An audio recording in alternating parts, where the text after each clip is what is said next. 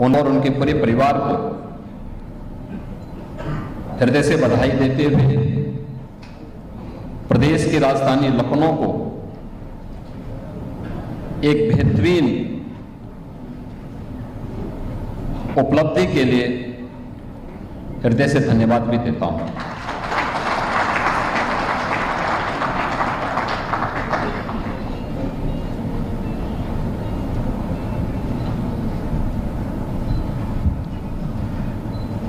जब हम प्रदेश की बात करते हैं, उत्तर प्रदेश भारत की आबादी का सबसे बड़ा राज्य है।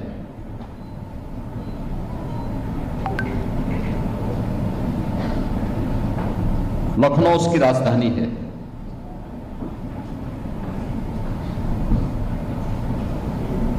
उत्तर प्रदेश के बारे में आम जनमानस उत्तर प्रदेश को इस रूप में जानता है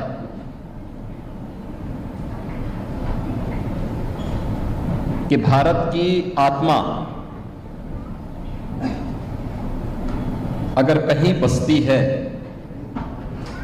तो उत्तर प्रदेश में बसती है।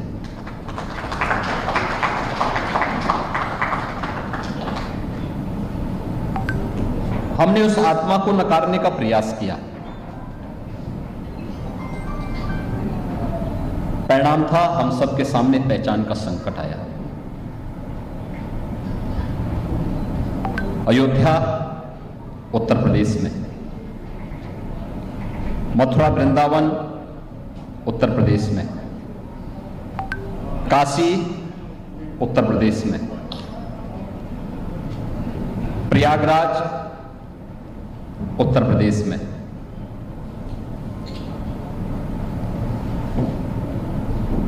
भगवान बुद्ध की जन्मस्थली और भगवान बुद्ध की महापरिनिर्वाण स्थली और उनकी ज्ञान की स्थली भी उत्तर प्रदेश में। सर्वाधिक जैन तीर्थंकर किसी धरती में पैदा हुए तो भूमि उत्तर प्रदेश की। एक लंबी श्रृंखला है जिसने भारत की आत्मा को एक नई पहचान दी। दुनिया की सबसे पवित्र नदियों में मां गंगा, मां यमुना, मां सरयू उत्तर प्रदेश में। सबसे ज्यादा दूरी गंगा यूपी के अंदर तय करती है और यमुना जी यूपी के अंदर तय करती है। इतना कुछ होने के बाद जब हम लोगों ने अपने आप को ही विस्मृत कर दिया था तो पहचान का संकट आया था। और पिछले 9-9.5 वर्ष के अंदर जब हम लोगों ने यूपी की आत्मा को पहचाना और हम लोगों ने यह साबित किया कि नहीं, यूपी अनलिमिटेड पोटेंशियल का स्टेट है। हम लोगों ने इसको साबित किया कि यूपी की धरती एक सामान्य धरती नहीं है, ये हार्टलैंड ऑफ इंडिया है। भारत की आत्मा इस प्रदेश में बसती है। तो आज आपने देखा होगा, अभी चटवाल जी जो बात कह रहे थे,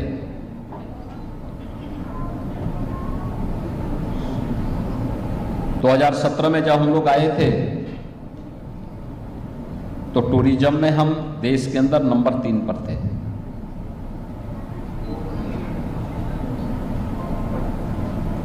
और 2025 में, अकेले 2025 में इतने टूरिस्ट यूपी के अंदर आए कि दुनिया के अंदर किसी भी देश की उतनी आबादी नहीं है। 156 करोड़ लोगों ने उत्तर प्रदेश के अंदर प्रयागराज से लेकर के काशी, अयोध्या, मथुरा, वृंदावन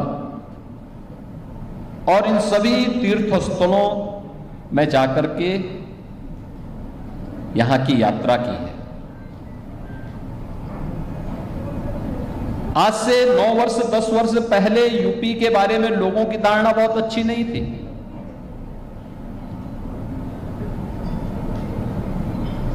ताज पैलेस जैसे होटल बनना अपने आप में एक सपना था।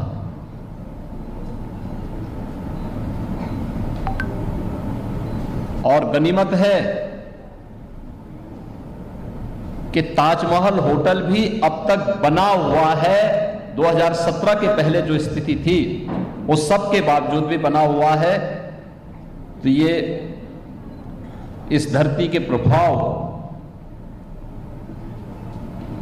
को देखते हुए ही हम इसको मान सकते हैं, अन्यथा यूपी के सामने पहचान का जो संकट खड़ा हुआ था, उस संकट के दौर से हम लोग निकले। हमने भारत की आध्यात्मिक विरासत को, जिसके बारे में प्रधानमंत्री जी बार बार कहते हैं कि विकास करना है तो विरासत को विस्मृत मत करो। विरासत और विकास के बीच में एक बेहतरीन समन्वय होना चाहिए। उस विरासत को समेटा है, अपने आप के साथ जोड़ा है। विरासत और विकास के उस बेहतरीन समन्वय को आपस में जोड़ करके यूपी को टूरिज्म के बेस्ट डेस्टिनेशन के रूप में स्थापित किया है। आज यूपी के मुकाबले देश का कोई राज्य नहीं आता है और दुनिया का भी कोई देश नहीं आता है। अकेले यूपी उन सब पर भारी पड़ता है। कल्पना करिए ना, 156 करोड़ टूरिस्ट एक राज्य में एक वर्ष के अंदर, लेकिन ये संभव हुआ है। और वन डिस्ट्रिक्ट वन प्रोडक्ट के बाद वन डिस्ट्रिक्ट वन कुजीन को भी एक नई पहचान उपलब्ध करवाई जा रही है। और लखनऊ में होटल ताज पैलेस का बनना, इतना शानदार होटल बनना, चटवाल जी ने जो बात कही कि एक लंबी श्रृंखला है ताज ग्रुप की, और वास्तव में जब हम ताज ग्रुप की चर्चा करते हैं, 1903 में पहला होटल मुंबई में बनता है।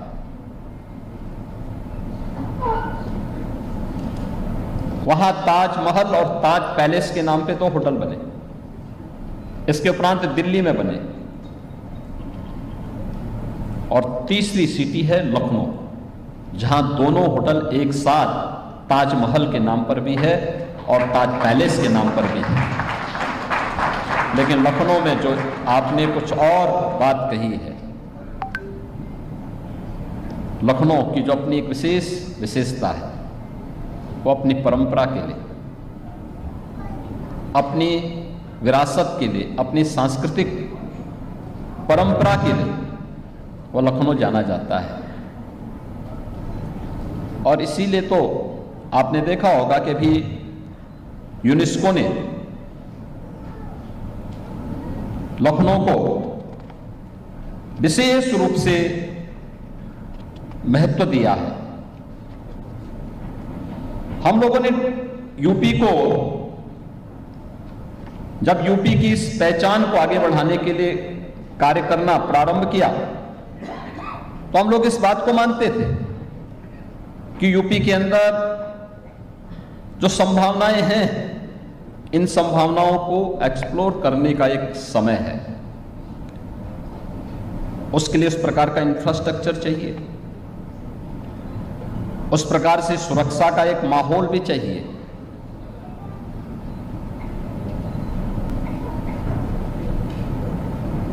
आम जन के मन में उन सभी कार्यों को अपने आप से जोड़ने के लिए एक भाव भी चाहिए। और आपने देखा होगा ये परिवर्तन आज यूपी के अंदर देखने को मिला है। टाटा ग्रुप ने जब पहला होटल प्रारंभ किया होगा, और आज एक लंबी श्रृंखला होटल की चेन की न केवल देश के अंदर बल्कि यूपी में भी अब ताज ग्रुप की खड़ी हुई है। ये आज की आवश्यकता है। उस प्रकार की सेवाएं प्रदान करना और उस प्रकार के कार्यक्रमों को आगे बढ़ाना। और मुझे प्रसन्नता है कि यहां पे ताज पैलेस के अंदर होटल के जो संचालक हैं उन्होंने उसे बेहतरीन स्वरूप देने का कार्य किया है। हम लोगों ने पूरे होटल का निरीक्षण किया और मुझे प्रसन्नता है उत्तर प्रदेश की टूरिज्म की पॉलिसी के अंतर्गत जो प्रावधान हम लोगों ने इसके लिए तय किए थे उसमें उन्होंने बेहतरीन व्यवस्था दी है। 181 रूम और सूट्स इस पूरे होटल में उपलब्ध करवाए गए हैं। भव्य प्रेसिडेंशियल सूट भी है और 10,000 वर्ग फुट का यह पिलरलेस बैंक्वेट हॉल भी यहां पर उपलब्ध हुआ है। यानी बेहतरीन सुविधाएं। मैं मानता हूं कि अब यूपी में मैं आज ही दोपहर में दिल्ली से आया हूं। दिल्ली में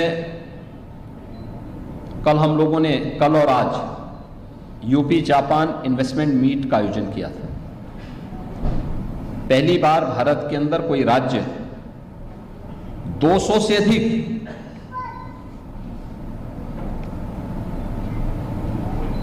फॉरेन इन्वेस्टर, इंडस्ट्री लीडर और इंडस्ट्री सीईओज को एक साथ बुलाने में सफल हुआ है। और वह भी जापान जैसे देश की जिसने अपनी टेक्नोलॉजी के लिए, अपने रिसर्च के लिए दुनिया के अंदर अपनी एक पहचान बनाई है। उससे जुड़े हुए सभी सीईओ, सभी इंडस्ट्री लीडर्स ये दिल्ली पहुंचे थे। आज उनके साथ हमारी प्रातःकालीन सत्र में दिन भर अलग अलग सेशन, टेक्निकल सेशंस भी चले हैं। उनके मन में उत्सुकता है और मुझे प्रसन्नता है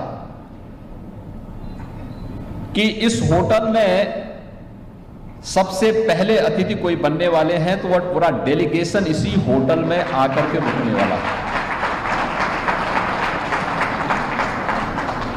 वे आज की इस मॉडर्न टेक्नोलॉजी के बारे में, ग्रीन हाइड्रोजन एनर्जी के बारे में, सेमीकंडक्टर के बारे में, आर्टिफिशियल इंटेलिजेंस के बारे में